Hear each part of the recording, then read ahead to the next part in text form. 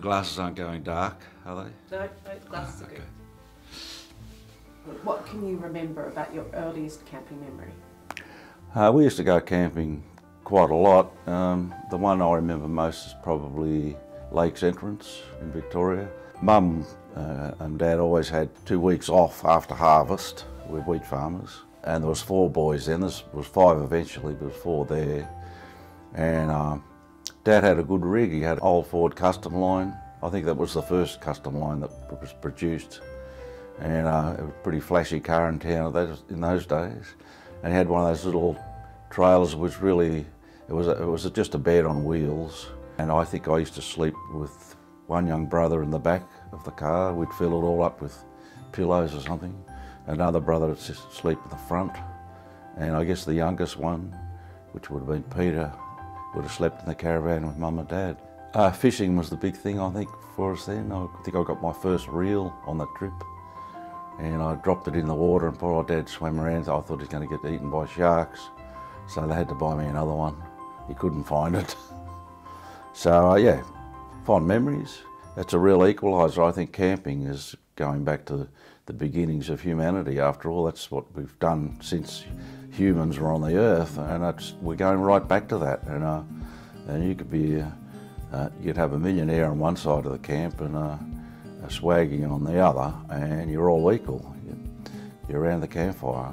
And I always think too, when you light a campfire, it becomes home immediately. You know, at night, it lights all the trees around the camp, and the edge of the light it becomes your home. You know, and I think it's a wonderful thing to be able to create a home every time you stop along the road. And I think if you're a kid going out camping, you'll experience a lot more of that, and I think that will stick to your memory, and maybe you'll become a better Aussie because of it. I think our kids are in danger, or the parents are in danger of letting their kids get too much into the virtual world. And you know, once again, as a conservationist, I think if kids only know the virtual world, they're not really aware of what's going on in the real world. As I wasn't a farmer when my kids were born, doing shows and recording, so I didn't take my kids out as much as I wished I had of, because I guess most weekends when kids were out of school, I'd be working anyway.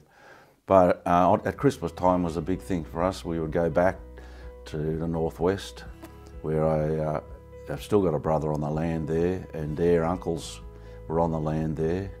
So it was a big thing to go there for Christmas and go on the McIntyre River and go fishing for cod. But it wasn't the fishing that was important.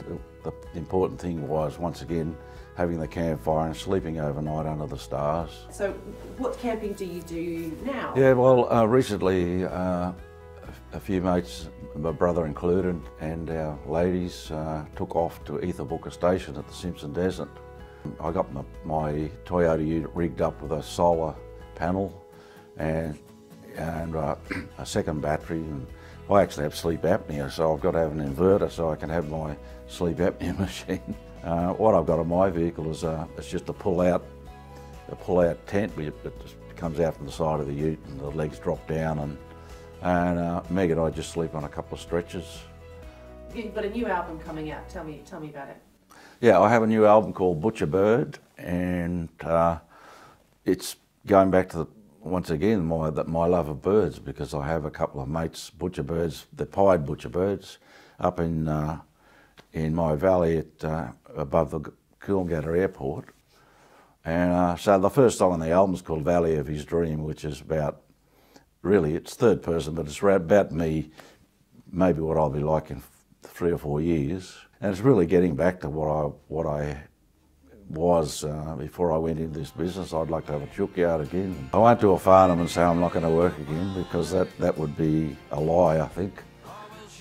You know, people keep making you offers you can't refuse, especially with a song like True Blue. You know, all you have to do is come sing True Blue, we'll be happy.